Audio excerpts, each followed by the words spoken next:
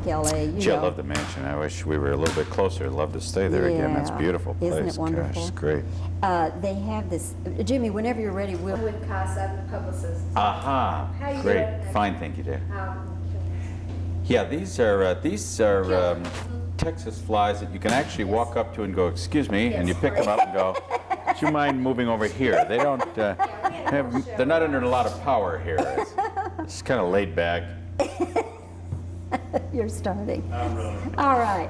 Well, Tim, welcome back to Texas. Thank you. Good to see you again, too. I think it's been, what, about maybe a year or so, I would imagine. Has it been that long? Yeah, probably. The time do pass.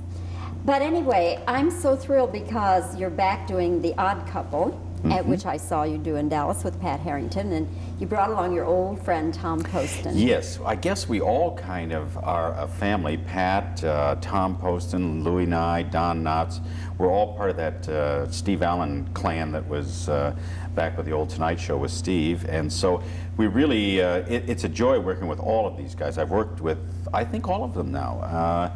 We all have kind of the same sense of humor, so it really complements each other when we're doing anything together. And this is, you know, as you saw last year, I mean, it's such a funny play anyway. I think, you know, everybody's done it. Guys have done it, girls have done it. I think they have two goats doing it in New York, I'm not sure.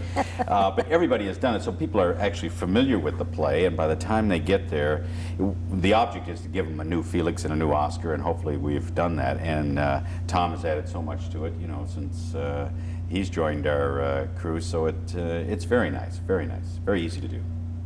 There must be pluses and minuses, though, when you take a property that's been around this long, and as you said yourself, so many different people have done it. What are the pluses and the minuses? The plus is obviously that this has been around for 24 years, which means it was written pretty solidly when it was written. The material still holds up. About all you have to do is change the price of a few items that are mentioned within the play. It is so solid, I'm sure that anybody could get out and read it.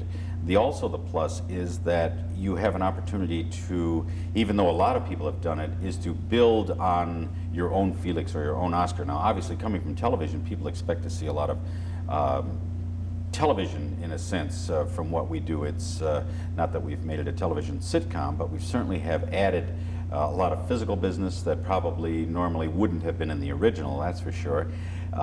So it just is, each night is a new experiment, because each audience treats it differently, and each audience gets different things, and you expand on certain things. The thing that I do at the ladle, I would imagine I could do a half hour on, but it would, that would certainly be an interruption to the play. But it's little fun things like that that we've added along the way that people have not seen before, that they go, wow, at least that's something different, How much, well, let's go back a minute. Are there any minuses? Boy, I can't think of any. Most of the time, I guess, I'm not so much for me, because I haven't done that much theater, but I would assume that you would say to yourself, gee, I got to go there at 8 o'clock and do it. I look forward to, well, as you can tell, I was here tonight at 6:30. We don't go on till 8:15. I enjoy being here. I enjoy doing this. These people that we are working with so complement this play. This is not a one-man play. It's not a Felix or it's not an Oscar, so you have to have a pretty good duo to make it work. Tom really is magnificent in the fact that the two of us really work well together. The support that you get from these 4 card players is excellent. The 2 girls are excellent. So you don't get out there and go, oh, gee, that part's coming where I got to do this. Well, this is going to be annoying. I mean, you really want to get out there and do it. The audience always responds the same way. They always enjoy it. And I can't, if there were a minus, I would assume that would be that area where we'd say, gee, I don't want to do it again. I got to do 2 on Saturday and Sunday. I kind of look forward to the weekends where you can do 2. It really is, it certainly occupies your day, and it's a fun thing to do. So, gee, I guess maybe the only minus would be that maybe you're away from home a little bit, but I have 6 kids, so I'm anxious to get away from home at any time anyway. Are any of the same people in this cast who were in the Dallas cast? Yes, the only new people are, there's 1 girl, there is Kathy McCauley is new, and 1 card player, and of course Tom. So there's really basically the same team is here. and Barry Pearl is the new card player. So the rest of them are the old regulars, and they have done this several times with other casts. You know, some of them. Tom was in the original Road Show of The Odd Couple. He was playing Oscar at the time, though. So it goes way back. I mean, these guys have been around this play a long time. If it were that you and Tom Poston were sharing an apartment in real life, what would it be like? It would kind of be a combination. I, in real life, drive my kids crazy because I am a Felix. Everything has to be in place. Ashtrays have to be in the exact spot, dishes, things. I really drive people crazy. However, I'm kind of the opposite in other areas in that I'll be introduced to somebody and I have no idea what their name is, or I will meet them at another location and they aren't dressed the same as when I met them, so I have no idea who they are. I spent a whole evening one night talking to a guy that I thought was a college roommate of mine, and finally he said, "Do you know who I am?" And I said, "No." He said, "I'm your pool man." And I said, I knew you from somewhere. Now, I'd been talking to this guy for a year. I just got it in my mind that this guy must have gone to college with me. And I said, well, how would I know you? You weren't in a bathing suit. I mean, how would I possibly know you? So in that respect, I drive my wife crazy. I don't remember telephone numbers, my own, or things like that. So in that respect, I'm a little Oscarish. But I guess Tom could also be, probably play either role, too. Could be neat or a slob. Yes, either right, way. yeah. AC/DC, huh? Yes, right.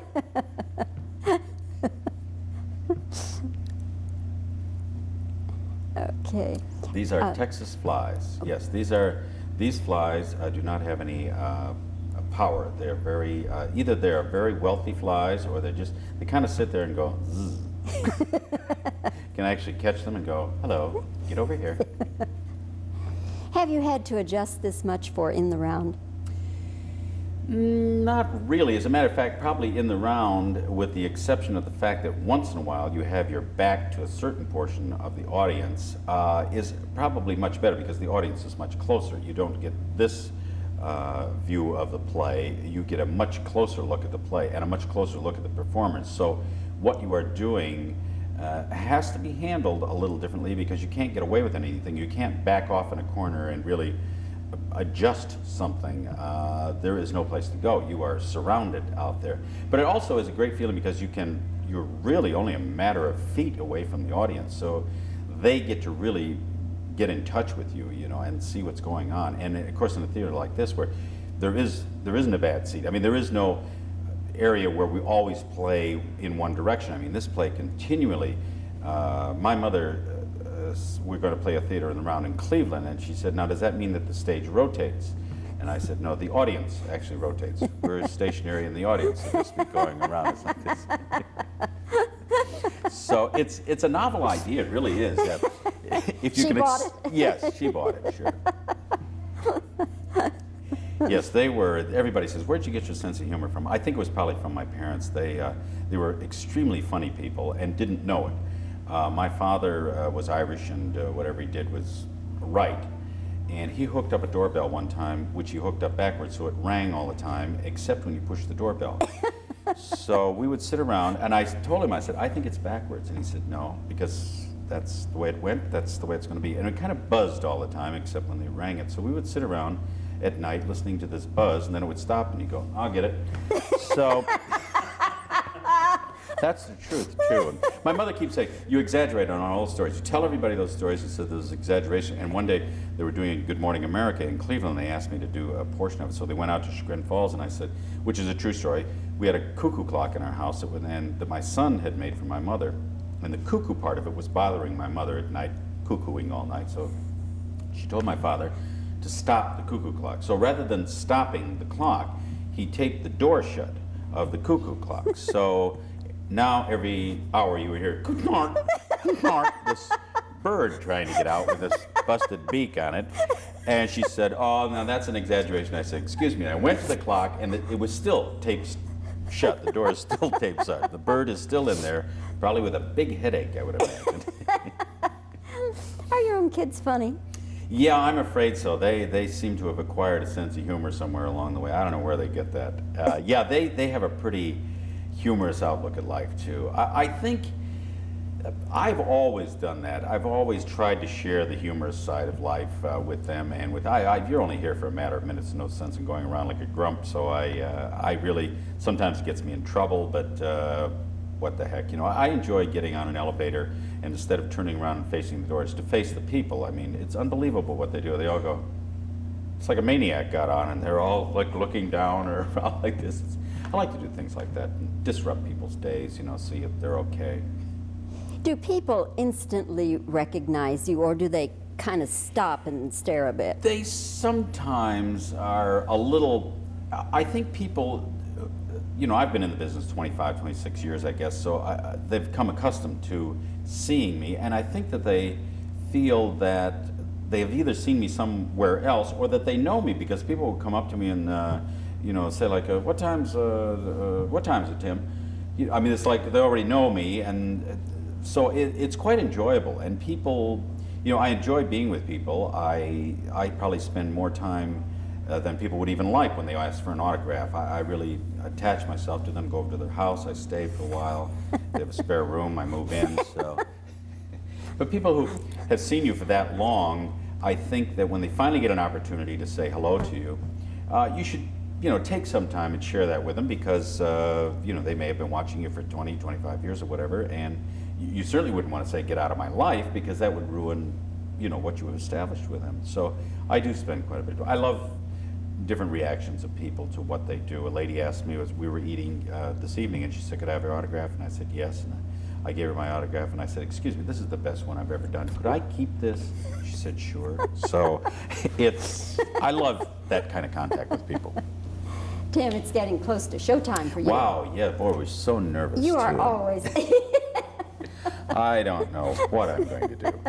This is a show. This is a show. Oh, yes, I'm up. Tim, it's always a delight to see you. Thank you. Nice to see you and, again. And I do wish you a splendid run here at Casa Thank you. Manana. These are nice people, and I think you're going to enjoy yourself a lot. Thank you very much. We'll try. Thank you, Bob.